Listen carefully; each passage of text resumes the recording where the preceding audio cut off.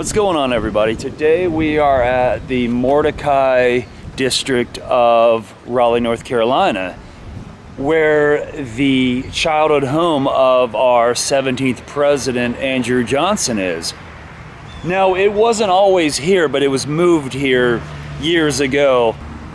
We only have 3 presidents out of our 46 that are from North Carolina.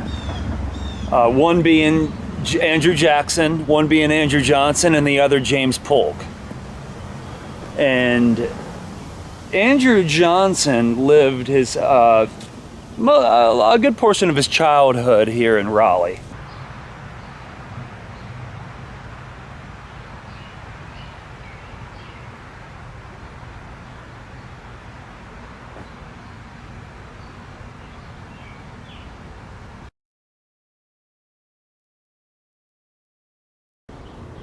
Now, Andrew Johnson's mother, Polly, she set up an apprenticeship for Andrew when he was young, him and his brother William, to work for a tailor.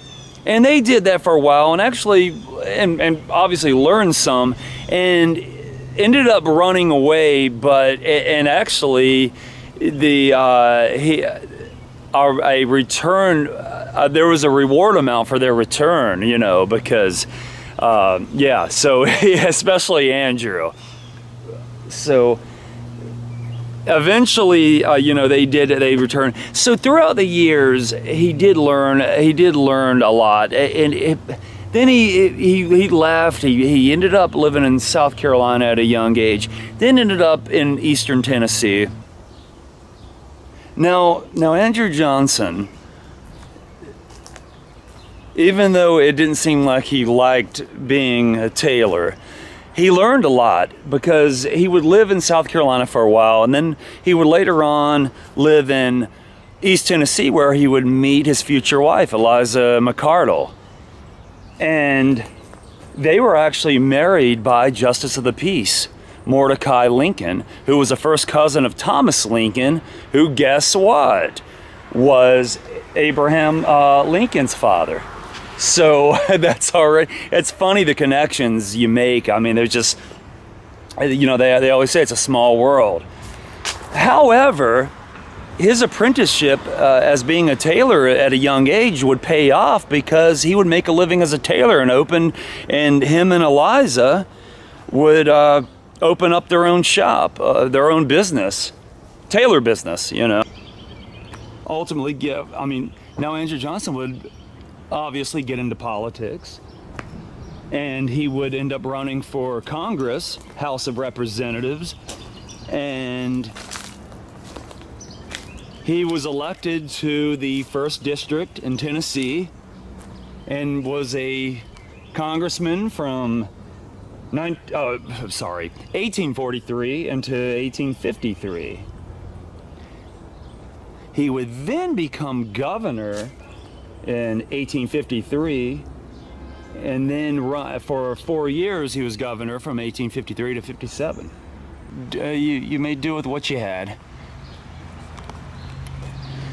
You are looking at the house of our 17th president and our 16th vice president, Andrew Johnson.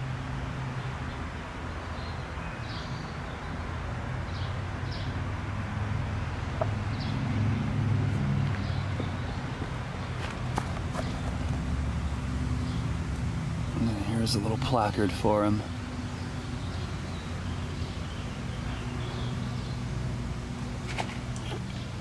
Andrew Johnson, 17th President of the United States, was born in this house on December 29, 1808.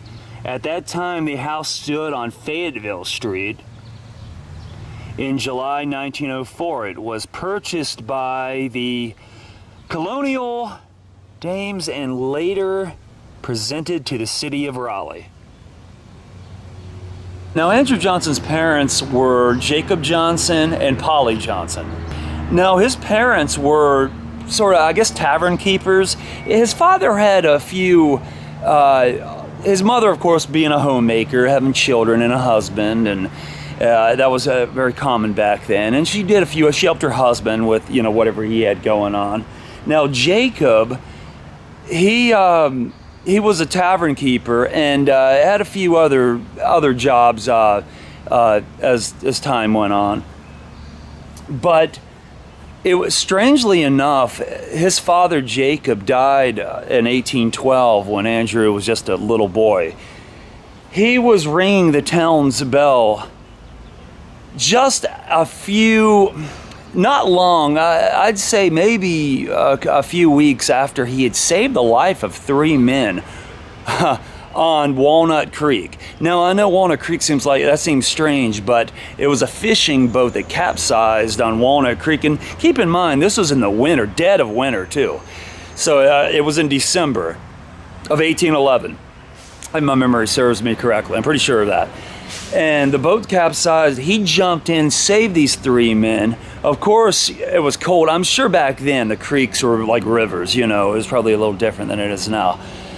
And he probably ended up succumbing to pneumonia, who knows what, but they think that he later had a heart attack. He was ringing the town's bell, and everybody had a bell. A lot back in the old days, you had a bell, people ring the bell, and he ended up, I guess, dropping from a heart attack, and in a while we'll go to his burial site.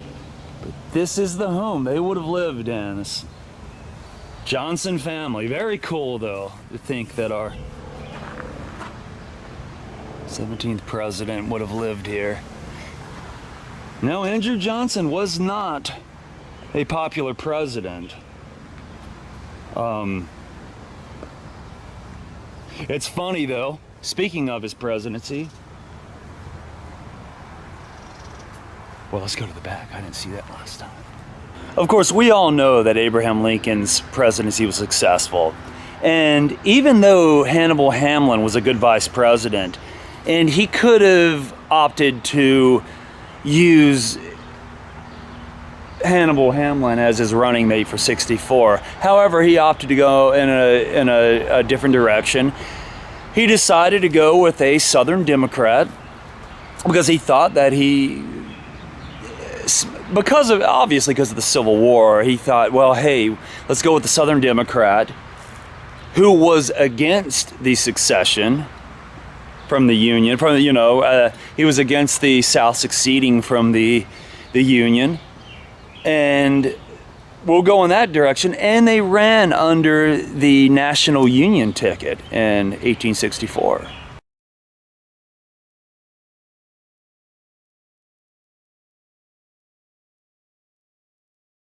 Andrew Johnson would only be vice president for a very short time.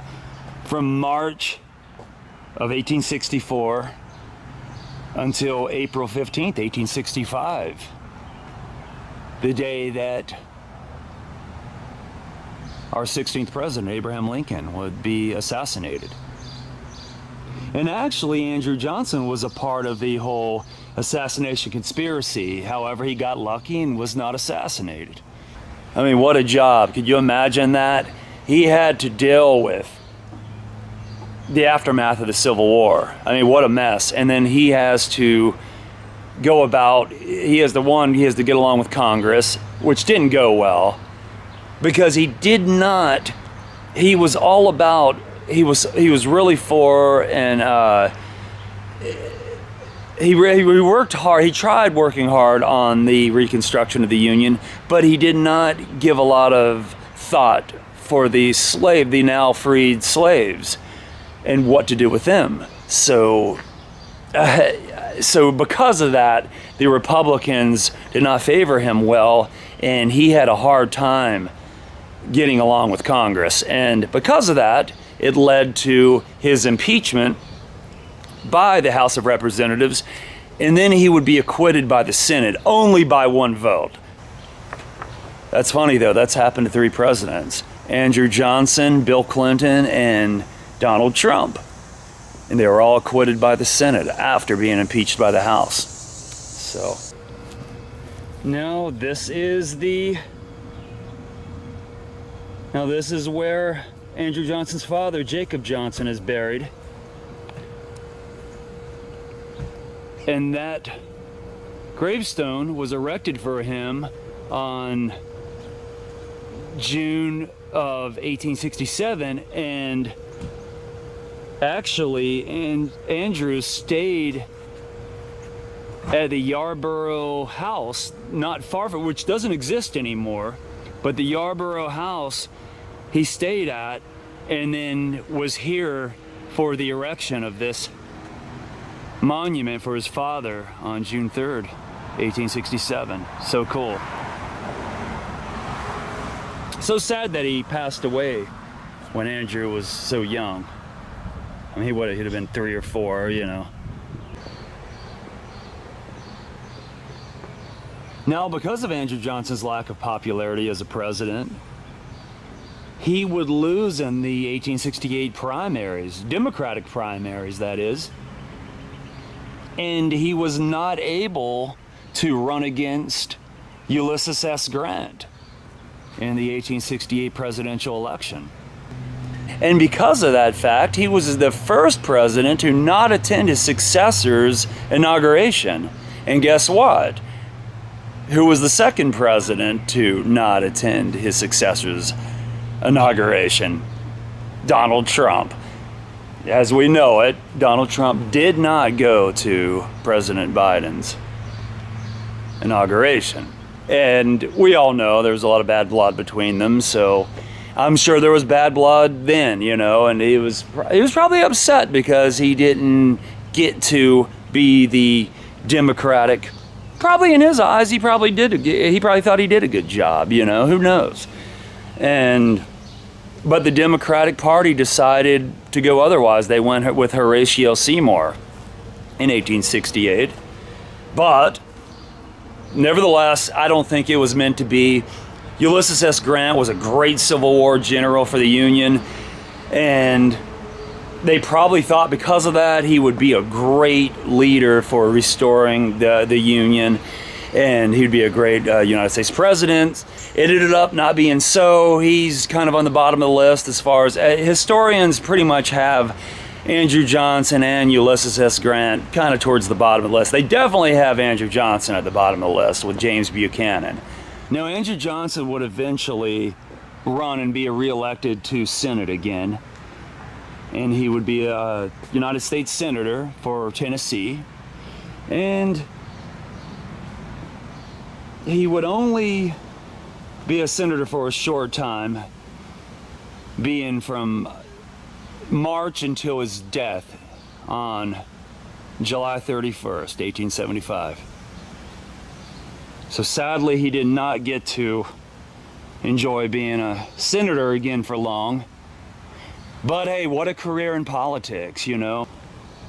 What a career, though. I mean, the guy was congressman, House of Representatives, a senator, governor, vice president, and president. So, prominent career. So he may not have been the best president, but he was obviously a good enough politician to get elected to all these offices. Another cool fact, think about this. He was the 15th governor of Tennessee. He was the 16th vice president of the United States. And then he was the 17th president of the United States. That's kind of crazy to think of. I mean, just how numbers work sometimes, you know. I know some people take some things like that a little far, you know, with conspiracy theories and all that, and some things maybe there was some truth to some of it, but who knows. But guys, I appreciate you joining me, and thank you so much, and I will see you soon.